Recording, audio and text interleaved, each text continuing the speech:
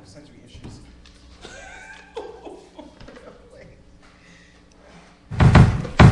Meow.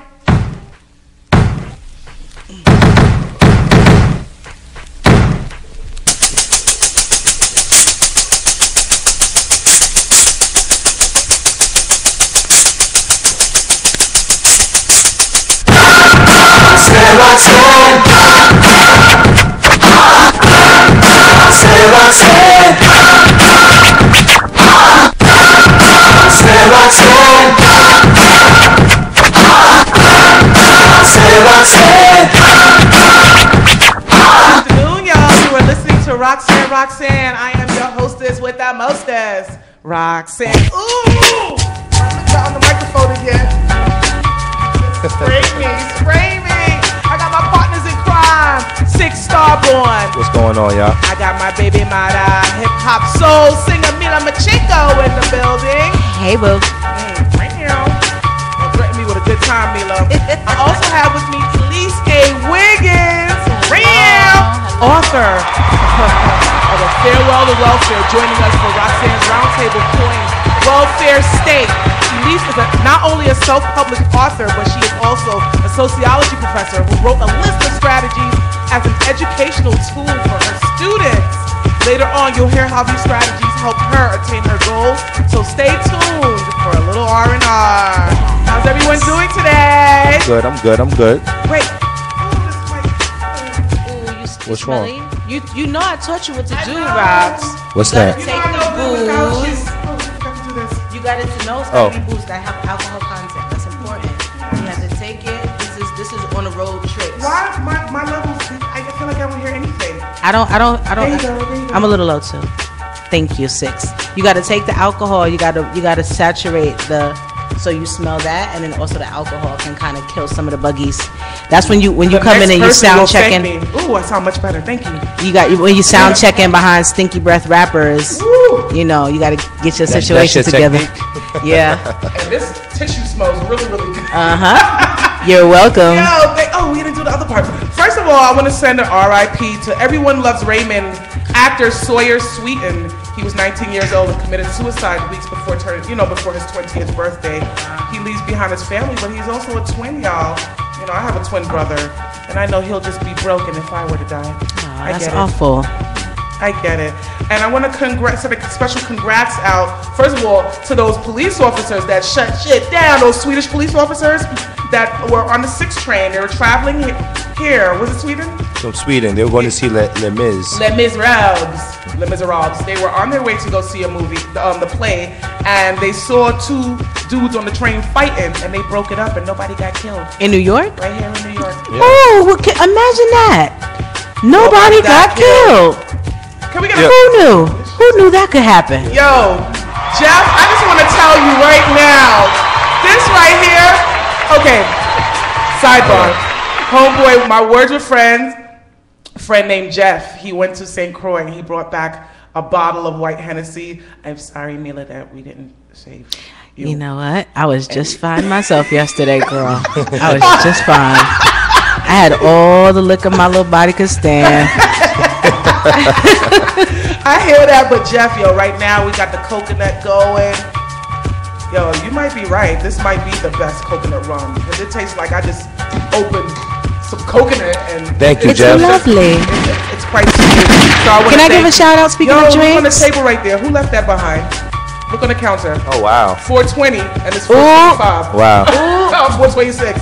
Yeah. I want to give a shout out. Disclaimer. Go ahead, baby I'm girl. sorry. I just want to give a shout out to my boy Marv Barksdale and the Soul Kitchen. Soul as in Korea, not soul as in black. SEOUL Kitchen down at LES. Nice. Fantastic Asian themed wing bar, and I had a fantastic drink.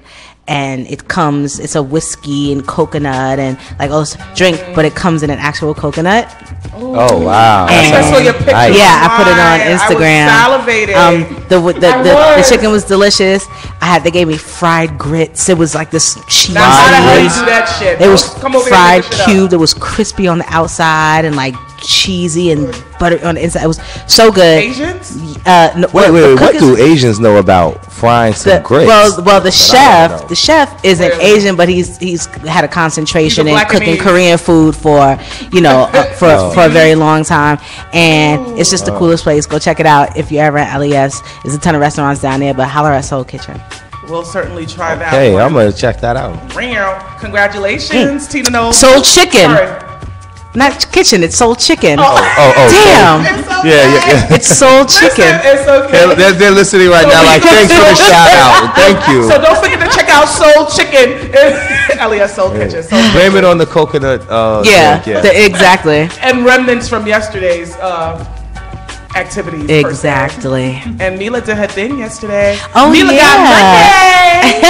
Shout out to my boy Lalo, Real. fantastic rapper from DC. He had his album release party and performance at the A Life space. You know, A Life, the store has that cool backyard space. Right. That all people, Drake performed there, and this is Kanye good. performed there. He had his release party there, and I performed with him. And we She killed got that. Monday. We killed that. Shout out to Lalo. Cop his album, Deeper Than Plenty, Higher Than Most. Check it out. That No sounds doubt. yummy. Congratulations, Tina Knowles. Yes, Nasty heart out. Your baby mama, baby daddy, child support. Heart Did out. you see the little family pictures they were putting? Six Yes. is I gonna know. say something. He don't understand that we babysit. We'll straight fuck. All right, let's No, have it. no, Let's no, have it, bruh. Come No. on. I only had one thing to say about Oh, it. what? I was like, I wonder how Matthew feels when he sees these pictures and he sees the family all looking nice, dressed in all white. And he in child support court, looking It's ratty. trying to sell Stupid. Solange's CD out the like trunk of his car for $1 $1.25. It was $1. Dingbat, you You know. ruined your Oh, life. I haven't heard that word in a while. Dingbat. In fact, I should have remembered to use that word earlier, but Six knows what I'm talking about. Okay, congratulations, Roxanne Shade. I'm starting my shit.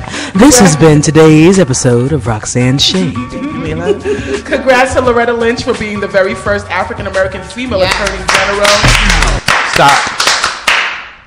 She's a police sympathizer. I just found out. She sympathizes with those guys who are like, you guys, she's a sympathizer. She's a pull up your pantser. She's on their side. You know, when we saw a black person, you think right away like, okay, yes. Well, I don't think right I away. just- And I I know you go. There's probably a lot of womanism on that side of the table. So I know this is a very You big by thing. for you. yourself today, Bill. Nah, you know me, Sticks. I'm womanist all the way, So- and I do from a cultural standpoint. It's dope as long as they, as the Republicans made her wait to get, the nomination. They in, actually voted, and it's it was ridiculous. by a large But I'm majority. not here for that. I'm not here for that pro police. Yeah, she's pro police. I'm not here for that. Well, we'll see about that. Okay, did anybody watch the show with Bruce Jenner? I didn't. I was out in these streets. Sure. I was out in these streets. Actually, I wasn't out in these streets, but I was just not interested. I just want to know, now that he's going to be a transgender, he's a woman, right? I want to know, does No, that he's mean not. that he's going to get buddy? I does that mean? what I read was he actually is still attracted to women. So he's a He's a lesbian. lesbian. Yeah, He's basically. an AG? He's well, an AG? well, Shout out to Bruce Jenner. because here's the thing: your gender is who you identify to be, Okay. and your sexuality is who you identify It's still, to want to have sex with. So the two don't have to necessarily. They're not interrelated at all? Yeah, it don't have So to be he's that going way. to he's gonna I'm become. just as confused as... My thing is This is just. too much for my mental. But I just look. And he makes a you horrible looking can't. woman, I'm sorry. You can't just come not here. beautiful. Stop it, you guys. But I think he should get the Kimmy. Not all women are beautiful, so Yes, they are. The ones that are born naturally are beautiful. not all of them. Cut it out. Even Love. Stop it right now. Even Batgirl. Quit it. You're beautiful. I mean, I'm not gonna. Bats are beautiful. I was fooled Crickets? once. I was yeah. I need that crickets button.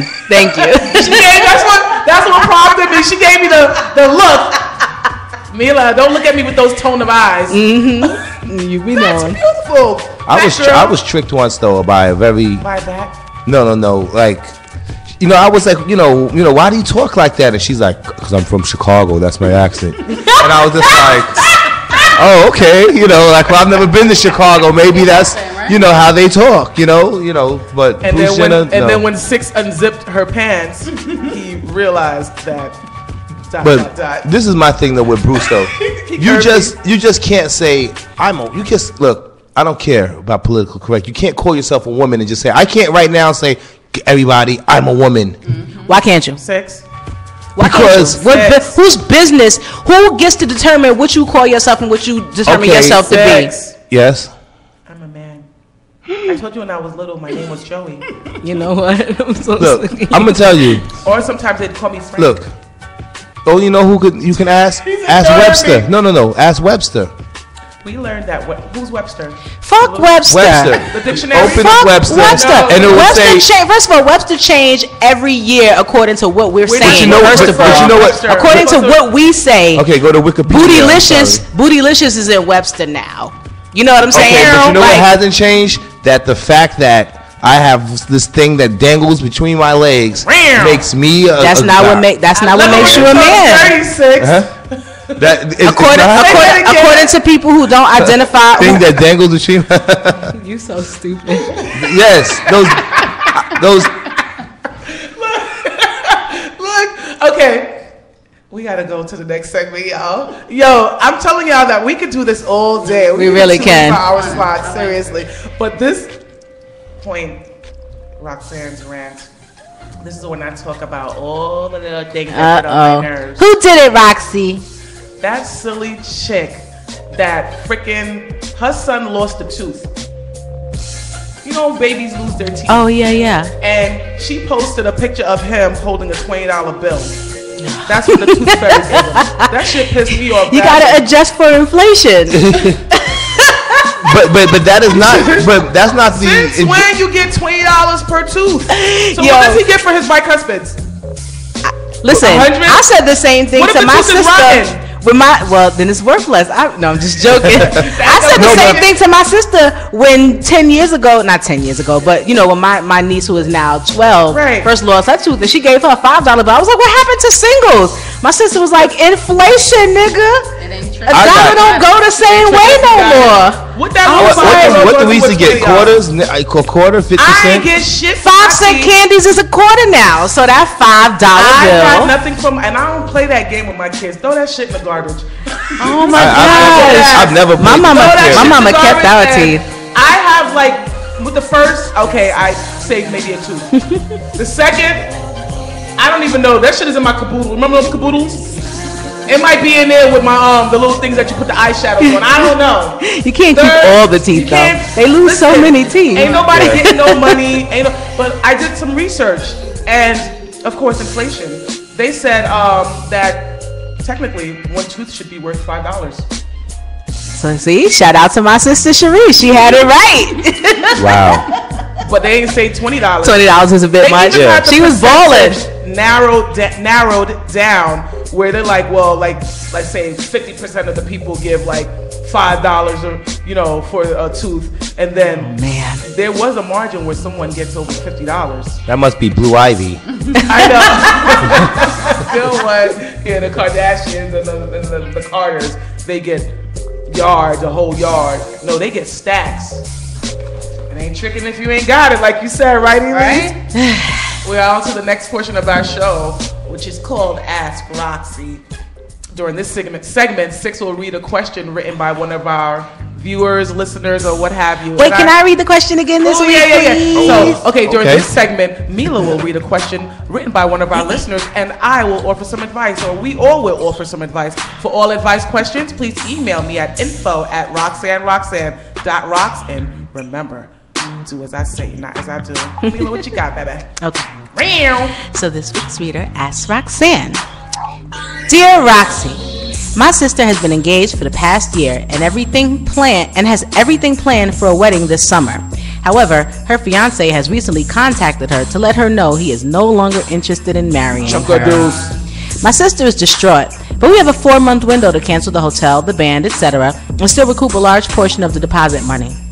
My sister does not want us to cancel anything. She has told us multiple times that if we cancel this wedding, she won't have the opportunity to fix this broken relationship and she will wind up never getting married. She's having a hard time coming to terms with her current situation. Meanwhile, her fiance has moved out of her home and is living with a friend. If we do not cancel the venue, we stand to lose many thousands of dollars, but we still want to support my sister. What is the right thing to do?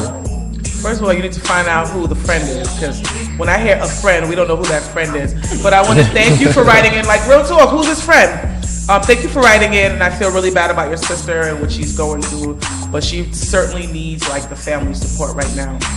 I would try to personally get in contact with the guy.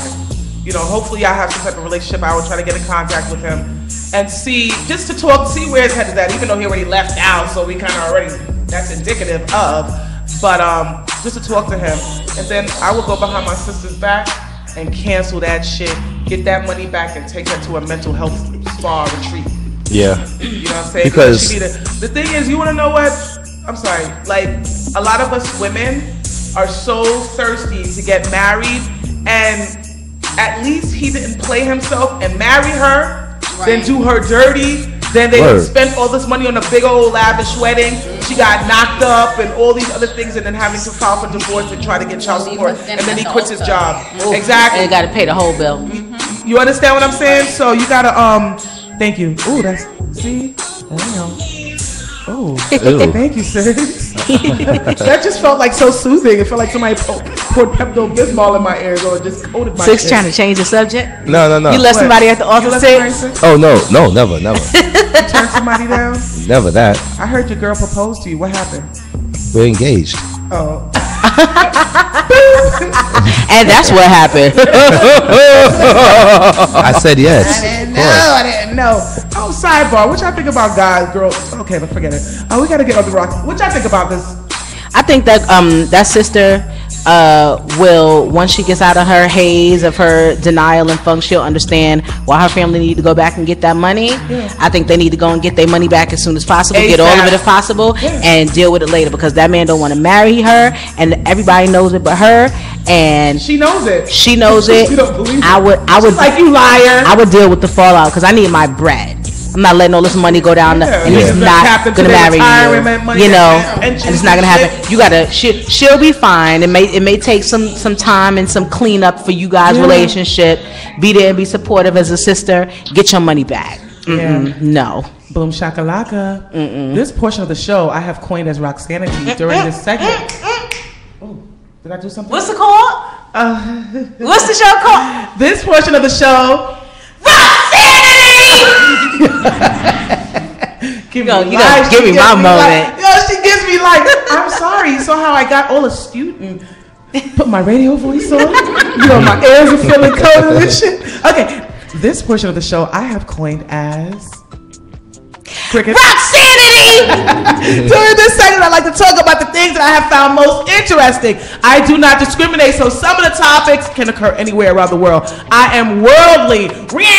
You can also view all of Roxanity topics in its entirety on my Facebook page. Let's go. Let's go. Hey, let's go. I'm sweating. I'm hot. Let's go. Hey, yo, let's go. Where that heat came from? Beat me up. Look, we both. Let's go. Put some ice in there for me. Has anyone ever watched a show called Finding Your Roots shown on PBS? Yes. Anybody? Yes. I haven't. Henry Louis Gates Jr., a Harvard scholar, and yes, he's black, has been helping people discover their relatives by reviewing the paper trail of their ancestors, and he does so with his vast team of genealogists. Well, actor Ben Affleck was on the show, and he learned that his ancestors were slave owners. Ben requested that that part of his ancestry be omitted from the program, and he would rather the positive story depicting his ancestors be highlighted.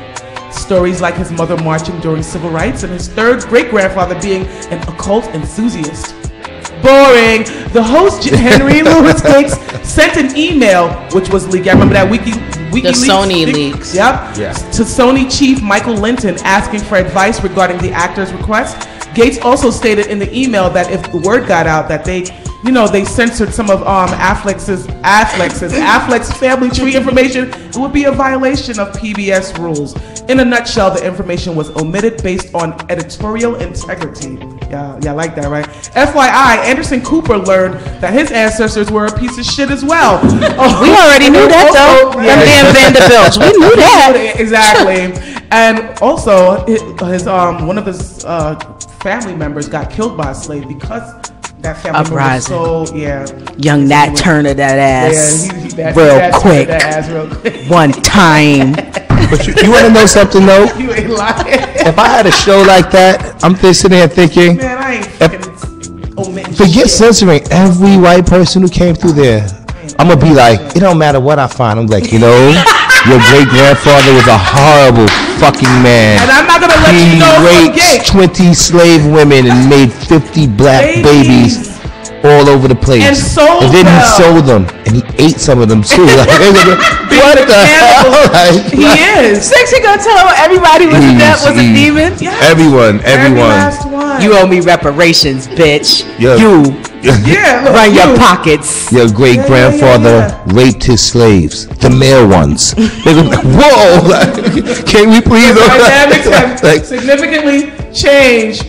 Have you ever been determined to physically beat yourself up? Now, I have times because I'm a Virgo and I beat myself up sometimes, but I don't beat myself up physically. How about beating yourself up for a whopping $12? Anybody? Beat yourself up for $12? Yo. I bet any of y'all in here that y'all can't kick y'all own ass. I won't even. $12. I'm not gonna put my I can use hangnail $12 right now. You can use it? I might try it. Well, police was called to subdue Jenny Peak from doing just that. When the two officers arrived, they saw Jenny hitting herself in the head with a crowbar. Jenny then dropped the crowbar, ran into the living room wall head first, and began punching herself in the stomach and breasts, shouting, "Take that, pussy," to herself.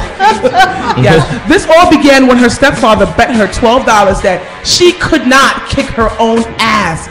Jenny stated that she knew she could beat herself up and that she wanted to show her stepfather that she wasn't afraid of herself. That didn't start when her stepfather asked her. That started when she took them bath salts. She was sniffing that Shinola. You know what I'm saying? So Jenny Peak was arrested, and she was arrested by the police because she broke the stepdad's coffee table in Chinaware. The stepfather said he will indeed pay her the $12, but he will not be covering the $4,000 medical expenses that she inflicted on herself. The medical expenses, which included multiple skull fractures and the loss of symptoms. He has pressed charges against her for felony property damages. No. Yo, you gotta see the picture. She's so lumped up, bro.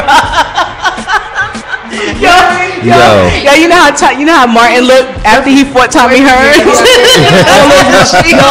that is exactly how she looked. She looked crazy. Could you imagine? So, okay. Oh, man. One shot to you. Brooklyn, I just need y'all to do me a favor right quick. Brooklyn, any Brooklynites in the building? Brooklyn is Brooklyn in the house. Without a doubt. I like this lady. Yes, without a doubt. Why you ask? Well, we are known for having the highest amount of 911 calls for the loudest sex. I did see that. Hey, Brooklyn. The Brooklyn couple is in the news because of their neighbors. Their neighbors are so over them and their loud sexcapades. One neighbor stated that he comes in from work every night and the girl is always screaming, "Papi, papi," and other names in Spanish nonstop, and it gets louder and louder. Reporters went to the sexy couple's apartment to question them, and the lady's retort was, "It's my apartment, and we're not hurting anyone, and I'm pregnant and would like to get some rest." She slapped in their faces. So damn everybody else's rest. You're pregnant, getting your. You know what I would do? Real. I would record it. I'm sure that somewhere in some corner of the earth is somebody's specific fetish that they would like to listen to people's. Yeah. I would get my Make some paper. money. That's all. Just set up a webcam. Set up a webcam and give you bread. That's all. That's a great idea. That's a very good idea. Genius, you smart double you. You may not need that GoFundMe after all. Huh? She gonna get that. That's why she don't need that GoFundMe after all. Scratch offs. I'm finna get this money one way or the other. One way or the other. Getting this scratch off bread. Yo, and the funny part about it is the guy that's banging out his girl and she's all wild. He's like the maintenance dude. So they gotta see the maintenance dude. He's Mr. Fix It. Wow. He's Mr. Fix It. Good point, Elise. Yes. Of course he is. So she's probably trying to prove a point because she knows that she's pregnant. She might be getting crazy. Nose gonna be spreading in 2.5. So let me just Get it in make while as I much can. noise as I possibly can because I know he's tapping other girls and they gotta be quiet about it. Oh no. The investigation continues. Oh Real, no. real quick, The like investigation continues. just off subject, right? I told because I get so somebody called me, right? This guy, Mr. Vegas, this reggae singer, is doing a reality show. Mr. Vega. I remember him. You know, they're like, He had we're that gonna Don't sing Give you. Head show. So they're like, we're gonna send the pilot over. Mr. You know, Don't Give Head. you know, watch it and check it out and see what's up. So I'm like, I'm home, I'm bored now. I'm like, I never got it. So I'm like, you know what? Let me just call. I'm like, call the publicist, and I'm like, you never sent that. I'm home. I'm not doing anything. I can watch it right now if you send it. And she's like, wait, hold on 1 second. I'm just putting makeup on real quick. And I'm just like, oh, it's a party tonight? I'm like, where's the party? And she's, oh, no. There's no party tonight. My friend's coming over. And I was just like, oh, okay, well, have a good night then. So then she's like, oh, no, it's not like that. He's just coming over to fix something. I have some knobs that need to be fixed. So I'm like, okay, so your friend's coming over at this time of night to fix some knobs, and you're putting makeup on?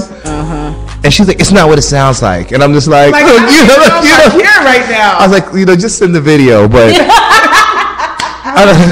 Too much information. You're like a guilty something in the back of your mind was for talking. no great big old reason. And you want the D. It's okay. It's okay. I You- want the D, Yeah, it to want the doesn't- P, yeah. whatever you want, go get it. doesn't make you a hoe. It's just, just Like, calm do down. your thing. But let me give y'all the stats right quick.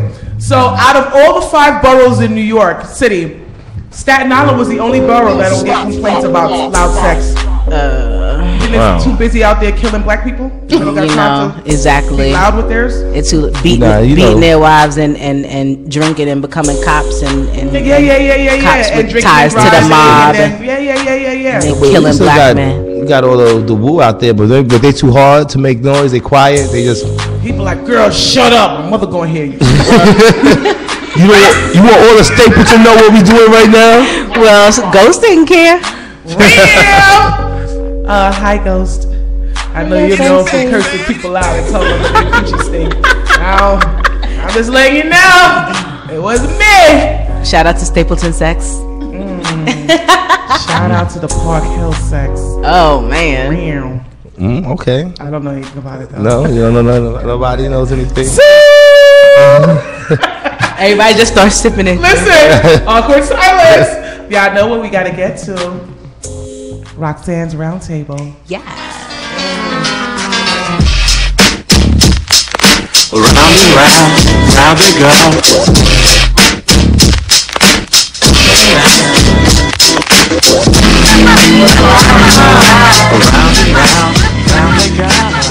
Yep. Well, y'all know what this is. Welcome to the round table. Of course, you're listening to today's topic is welfare state.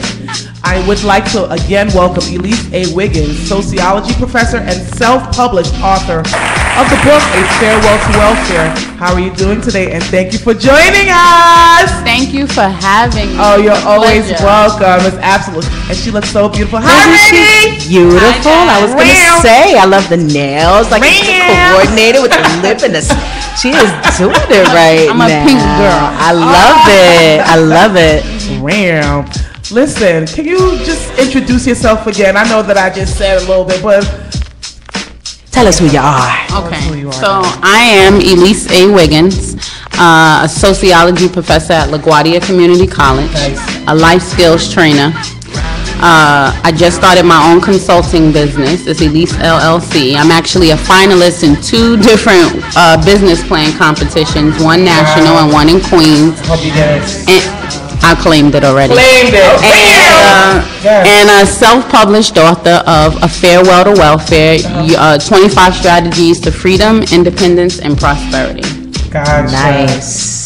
I was about to say, in the book, one of the things that was quite profound, y'all got to get this book, and we're going to definitely talk about how you can get it. But in the book, one of the things that was quite profound to me, you said a friend wrote you a letter. First of all, damn that. What prompted you to write these strategies? Yeah, tell us how you got to the book in the first place. Okay, so here here I'm it jumping is. the gun here. No, it's really crazy, but you know when they say God makes everything good and bad works out for your good. Yeah. But when you're in the bad, you don't understand it. Yeah. So let me back up. As I said, I'm a sociology professor. I teach urban studies. So I take a part of my class and I get away from the textbook and I teach just real life stuff. Like, look, this is a textbook, but this is what y'all really need to know. Right? After class, every class, I will have a line of students waiting to speak to me personally. Now, I'm a single mother with 2 children. So I didn't want to seem like I was brushing my students off, but I had to go get my children from school, right? Yeah. So I started scheduling appointments with my students and I realized they were all having the same problems. They were really smart, but they were on welfare. They were living in shelters. They just had these extenuating circumstances where they wanted to drop out of school. So I realized I was repeating the same information to different people. So I said, you know what, let me put together some information, a resource packet to help my students. Right. So I put together this research packet and with the 25 strategies. And while doing that, I was doing some research and I realized that, and everyone needs to go and check this out. In 2012, there was legislation passed, a new budget called the Path to Prosperity. And what this budget is doing is it's actually cutting all social service programs by 2015, but it's doing it in small increments until then. Okay, so when I read that, it enraged me because I said, okay, my students are already living in poverty. What's going to happen within the next 10 to 15 years? People need to know about this. Right. So I included that in the packet, and I was about to publish it and give it to my students. I did not know that LaGuardia would hire 4 full-time professors in the social science department. So I went from making about $3,000 a month to making $400 a month. Ooh. Right? And I have about like $3,500 in expenses, a vindictive children's father who didn't want to pay his share, unsupportive family. So suffice to say, I was now in the same situation that my students were in. Wow. So I had already written the strategies, and then last year my grandmother died, which put me in a whole, I went into a state of depression. And I know what it is to be depressed now. I could never understand it before. And when she died, I just felt hopeless. And I was like, you know what, God, what is it? Because I've never been like this. Because I'm always motivated. And I'm the type of person, if you have a problem, I have a solution, right? So I get in the shower one day, and God is like, go back and read your strategies and see if they work for you. So I go back and I read the strategies. And I'm like, okay, good. I'm going to start putting my story to it. All hell broke loose. I was in debt. The baby daddy done accused me of stealing the credit card because I wouldn't do what he wanted me to do after he told me I could use the credit card. My life turned upside down, hence the book. So all my pain, I had to, from last year to now, March 16th is when my grandmother died, and we're what? Today is April 26th. A year, a little over a year. I had to use those 25 strategies to get me to where I am today. Isn't that something? And it worked out. And here you are, your own success story. Yes. Isn't that amazing? By the grace of God. Your own testimony. Wow, that is so crazy. Like, so, I'm sorry, it's like It's so amazing, much right? to take in. Definitely an amazing story. So, you had your child's father. You guys, tell us about the lifestyle that you had prior to. Okay, so at the time we were dating, there was this song called A-Rap Money. A-Rap Money. I'm getting And my children's father and I grew up together on the same street because we know Brooklyn is a melting pot. Right. So he's Middle Eastern, I'm black. It worked out, right? We were in love, right? And Did he have A-Rap money? Slow down. Okay. Real. So when we first got together, we were both broke. But we always had ideas. Like, we would sit up all night and just talk about different business ideas. I was in school and he had a business mind. So eventually he took up and he blew off. He had like about, no lie, 10 different businesses. I mean, money was just like this, right? And by that time I had our daughter. Exactly. So it was like, look, don't work, stay home. And I'm like, really? Wow. So when I look at these reality, for that. They were.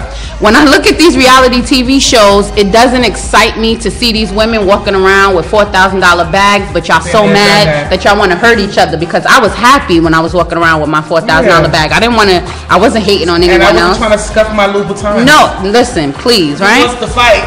So what happened was, I was in love. It was the first time I ever been in love. We had a child together, and the more money he made, the more controlling he became. It's like that movie called Not Without My Daughter. I lived that movie here in the United States. So I was isolated from all my friends and my family because it was my motto at the time. I was young and in love that I wanted to make this work. So I cut off all my friends. Everything that I was doing before, I just stopped because I wanted to make him happy. But nothing ever did because it was like, the more he got, the worse he became. and he's a beautiful person, but it's the culture, and I get it. Thing. Right, I get it. African, and I could so relate to that because when he was doing his white collar shit, making it rain, when things stopped working on his part, and here I am, who had a little bullshit ass job, and I'm like, okay, let me try to go to school, but now, as I'm progressing up the ladder and I'm buying property and doing all these things, homeboy, you gotta chill with what you're doing because I'm tired of the feds coming to my door. Well, I'm thankful that the feds never came. I'm thankful for that because you know what the truth is? Although my father was gone for 27 years, we still had a relationship through visits and the letters. So every month I look forward to my father's letter, and he used to say, Elise, I don't want you to end up in the Feds magazine. God forbid. So these things help me. Yo, so you ended up, so he became like maybe resentful. How like when you started pursuing your career or your degree, like your education, how was he? Was he very supportive about that? I have to be very honest, and this is all like in retrospect now that we haven't been together for 4 years. It was never him, it was always his family. Because you have to understand, it's a culture where they have to please their family. So privately, I was his queen, I was everything. But when we got in front of the family, it was very condescending, and it would be like, wait, it was all good just 5 minutes ago, right? Not even a week. So I had to like learn to adapt. And it was really uncomfortable to be sitting in the room and everyone is speaking a different language and you know that they're speaking about you. So I learned not only to like speak the language, but I can tell when they were talking about me. I knew what they were saying. Right. Yeah, I remember one time I was the only black girl at a Cuban wedding, and they were all like white Spanish looking. Yeah, it was awkward. But so now you've got this book. Okay, you were with this guy. I just want to set up the foundation. So you were with a guy. He was doing really, really well, and you ended up going like you guys broke up. No, what happened was the truth is he left my children and our children in the house by themselves. I had at the time my daughter was 6 and my son was 1 year old, and that's that still awkward age where you learn how to walk. And I had just got hired by LaGuardia. And I was at a faculty orientation, like just establishing, setting your email up. And I called my daughter. I don't remember how it happened. And she's like, Mommy, we're home by ourselves. And I'm like, what? I called the neighbor. She went and got them. And I don't tell this part in the story, but as I'm coming home, I see him leaving Dunkin' Donuts with a girl. I almost lost my mind because he tried to hit me with his car. So in my mind, I'm thinking to myself, you left my children in the house, now you tried to kill me. So when I get back to the house, my thing is now I have to kill him. And it, you know, when I hear people say it now, when I watch these shows or you see these stories come up on the news, you're thinking, oh, this woman is crazy. You don't know what this woman has gone through, and it's just that one little thing, the icing on the cake. That's why they call it snapped. But and you know what? Can I tell you the truth? And I'm gonna be honest with you. That used to be my favorite show. And I'm going to tell you, I had to find God. I had to find peace in it because it wasn't until just recently that I had to forgive him. Because I wouldn't be where I am if I was still talking about, Right. So now it's like I can text him all day. I love you. And I mean it. I have 2 beautiful, healthy children. Like, you know, it seemed like it was the worst thing of my life. But look at what it made me. It gave you such beauty in your children and your experiences that brought you here. Yes. So that pivotal moment when you decided to step off was that day, the Dunkin' Donuts, him leaving the babies in the house. No, I went through a state of depression for 2 weeks where I contemplated suicide. Because I said to myself, I cannot see myself living without this man. This man is my world. He's my everything. He's the father of my children. I love him. And that may sound crazy, right? And when I speak to women now and they say the same thing, I'm like, I get it. I can't judge you. So after 2 weeks of crying out to God, God said to me, look, you got to help other women if you want to walk away from this. So here I am. Here you are. That's beautiful. So now that we've got these strategies, how were you able? Because obviously you had to go to the government for assistance. Okay. For assistance. So, with anybody that knows, I remember I went for emergency food stamps when I was like 19 years old, and they was all up in my business. So they have to scrutinize you. They've got to check your assets. They come to your house. Your Social Security, your panty size. They come to your house like Claudine. Right, the sanitation movie. You gotta hide your iron and your fancy microwave. They still do that? Yes, they do. I didn't know that. Yes, wow. they do. So if you got like a leather sofa, No, they don't do that. They don't go to that effect now, but they still come out to your house just to check. And it's funny that Six and I were talking about this just the other day, like how back in the days when people were on public assistance, it was a big deal, you know, because people used to get a lot of money. Like you had the girl, she'll get the public assistance, and then she'll have the boyfriend who's the hustler. So you'll be driving the Benz, coming over. They would be like the ghetto superstars of the neighborhood. You know what I'm saying? But then Six mentioned those days are way over. But Six mentioned a very valid point the other day. Remember when you were like how women seem to have chosen public assistance over the men per se? Because when you couldn't have a husband or male living in the house. In order to get those, you had to put him out, like in Claudine.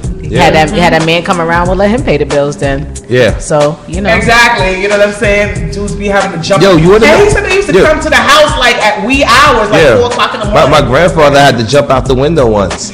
Out the second floor window. But think about it like this, Six, and I feel you, and I've heard that argument, and it used to just get my back up as soon as I heard it. But you think about it, and why wouldn't you choose what you know is going to be there over what you don't know is going to be there? These men, first of all, they hustlers, so they might go away. Second of all, they not your husband, you know, or if they are your, or you know, like dudes who are controlling and want you to do what they want to do or they leave. You know what I mean? Well, you got your kids to take care of. I've heard of husbands actually packing up and leaving their families. Like, listen, they, you know, as a black man, I can't really a black man, I don't got no education. I can't, this little minimum wage job. They give you way more than I can give you. So I'm gonna remove myself from the situation. Yeah, and it's unfortunate. The disconnect is crazy. The funny thing is though, like you said, they have an attitude of, well, if this guy's coming around, you know, he could pay your bill. So basically, they're encouraging women. Like, what's that mean? You're saying if you're giving you're opening up your legs, get paid for it. That's what they're telling women. And it's a sad trap because... Well, that's what it was before, not so much now. Yeah, And my book speaks to that. You don't have to open your legs, you open your mind. Yeah. But so answer me this, and I don't, because I've never been on anything. I've been on everything. I'm never trying to get on. Let me tell you something. I'm gonna help you. Let me tell you something. I've never been eligible. Because I sure did try to get me some food stamps. I ain't finna lie. And I got rejected because, you know, they just, you know how they do. They nitpick you, make you come back and this and that. Anyway, my question is this. Because I remember my sister, she had 2 kids and her baby daddy went away and she was, you know, trying to get stuff together. And she was getting the food stamps and that was one thing. But when she went for the welfare, for the cash, they made her go and sit in a program all day long. And it's like, how am I supposed to look for a job so I can get off of welfare? If you've got me sitting If I have to sit here in this room all day with you just so you can know what I'm doing with my day. My goodness. It's like, how do you progress past that? You know what I mean? Well, when I was on public assistance, one of the things that really kept me going is I listened to a lot of personal development. So I listened to like Jim Rohn, Tony Robbins. I was always listening to a motivational speaker because I kept saying, even though this is my current situation. So they made you sit in the rooms too? No, I didn't do all of that because I thought past that.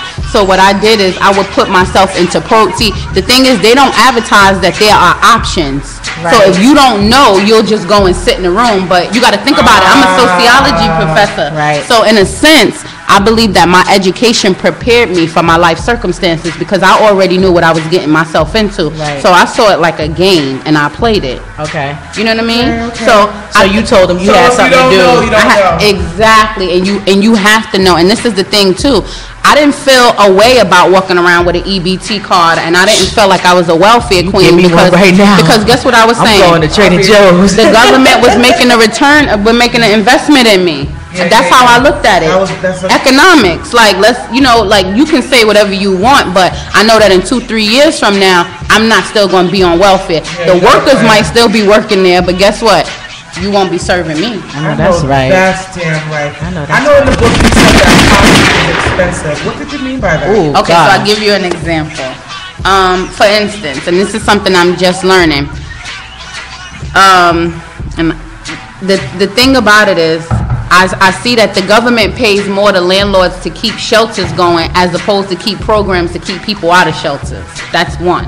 Gotcha. Right? Wow. So you would rather pay landlords to have the property for the shelter as opposed to putting the money towards the program. Yeah, I think I read, and maybe in 2012 or something like that. It was like the reason that like there's no more like Section 8 vouchers is because the state cut off the money, and then Bloomberg was like, well, if y'all ain't putting up the money, we ain't putting up the money. So now everybody's stuck in the shelter system because of that whole thing. And I'm in the shelter system now. I'm working with the women. I'm actually teaching my book in one of the shelters in Brooklyn. And no lie, when they say you have to put on the full armor of God, you have to go in mentally, spiritually, physically prepared, because this is a real battle. Another way that poverty is expensive, a lot of people who live in urban neighborhoods on public assistance don't have bank accounts. So what do? Check cash in place. Fees. What do? ATM every 5 minutes. Rush card. Listen, And the green dot cards. Some things are. but if you don't know any better, you thinking, oh, I got an ATM card. You don't have an ATM card. You have a prepaid. Yeah. So poverty paying is people money expensive to use your money. if you don't know. What are some of the budget cuts that you in the book you mentioned that there are cuts to promote healthy babies? Now, that part struck a nerve with me, Elise. You know what I mean? In terms of the budget cuts, and they're cutting budgets. Like a part of the budget cuts, they're like to promote healthy babies. Now we know, especially in a lot of the impoverished neighborhoods, people are not eating correctly. Already They're living in neighborhoods that's filthy. Food So deserts. exactly. It's just not the most conducive place to be pregnant, much less raise a damn child. So what are these cuts you're referring to? Okay, I'm gonna name them. One is cuts to food stamps. We see that they just made a huge cut to food stamps, saying He served our country and gets $20. and this is what I'm saying. They cut And he's SNAP. disabled. You know, no offense, but it's kind of like we live in a country where if you don't take care of yourself, or if we don't get together and have that collective economic system where we're all together and we're supporting each other, that the truth is we're not going to survive, because it's at the point where the government is saying, I did me, now you have to do you. They're not supporting anyone that's low income anymore. No. So and it's not even about getting a job. I tell my students, a job is just over broke. And if you have a job, I'm not offending you, but I'm telling you to get you a hustle on the side and then incorporate it. You cannot put Yeah. all your eggs in one Yeah. basket. Yeah. I mean, if you look at the That's world, That's how the rich stays rich. You never see the rich But just diversify. doing this one thing. Can I tell you something? Can I tell you something? Diversification. I've been studying wealth, poverty, economics, and politics for the last 5 years, right? And what you have to understand is the wealthiest people in this country will tell you, or society tells you, go to school, get a job, and you'll be fine getting every day 9 to 5. But guess what? They don't do that. No. They own businesses. They have Honestly, investments. girl. you cannot. It's two different. There is honestly impossible in America. There is no way if you just get a job, you can go to school. You can go to school, get big education, get a job. You're either going to retire and work at Subways or McDonald's. If you're 63% of the people who do that, Yeah, and the because rest what of they them, do is the rich people, they teach their children how to be owners, and the rest of the world, they teach them how to be employees. But if understand you're not a this. business Teach them how owner, to you're be not gonna a be cog in the okay. wheel. Yeah, let me tell you something. I've studied everything from Robert Kiyosaki, Donald Trump. I don't care if people say that he's a racist. I'm not impressed by him as a person. I want to know about his success and how did he get there. So my book is seriously what I asked God for. I said, God, I want a combination of the coldest winter ever and Think and Grow Rich, because I need to impact That's people real. just like me. That's real. Right. When people see me, the first thing they say is, oh, well, she's pretty, or she's this, or whatever, or she's from the hood.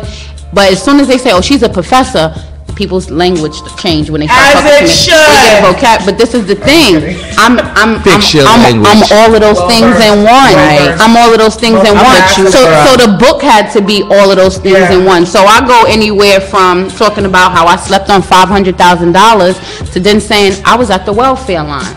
So I'm no different than anybody. But your story is I just made a inspirational.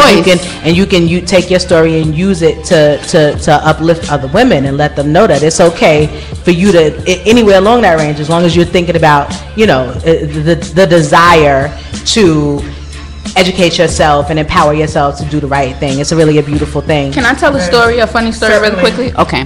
So I sent the book to my uncle who was on Rikers Island at the time, right? Keeping it 100. So I said to him, I said, look, I need you to edit it. You know, he had time on his hands. So I need you to edit the book for me, right? Almost made me choke. That's funny. I mean, it is what it is. It is, right? And it ain't what it ain't. So he called me one night and he had dudes in the background. Yo, that's your niece. Tell her to stop saying that's a book for women. I had an experience and I felt the book when you. He was in Rikers Island having group sessions with the book with guys, and I'm like, wait, these is hard. It's Wow. And I said to myself, I said, you know what? Exactly. He was like, stop saying that, because that's my story. And I was like, really? I said, okay, I guess my story is everybody's story. So listen, I think it's time for you guys to tell us how we get the book. Yeah. Oh my God. Give us the full Okay, so breakdown look. Okay, we so know. look. So this is the thing. The book was supposed to come out last year, May 9th. I'm self-published, and this is a learning process. So what I'm doing is I'm releasing the book Mother's Day weekend, May 9th, the paperback version of May it. Finally, 9th. Gotcha. finally, after Gotcha. 1 year, May 9th, I'm releasing it. It will be on Amazon and Barnes & Noble. So wait, how'd you get a copy, Roxanne? You got special Don't worry privileges about or that. something? I get money. She got money. You don't worry Okay, about that, young blood. I didn't get one. Shit, I'm trying to give me some welfare. May I'm trying to reverse engineer the book. But you know what? You don't need welfare. Yes. Oh my God, that's. I mean, you want to know what? It's. I don't know. I'm impressed. I have to say, you're very inspirational. I'm having word I know. I see it right now. right here. But can I say something? And this is the truth. I met with a young lady the other day when I was doing my business plan presentation, right, on Friday.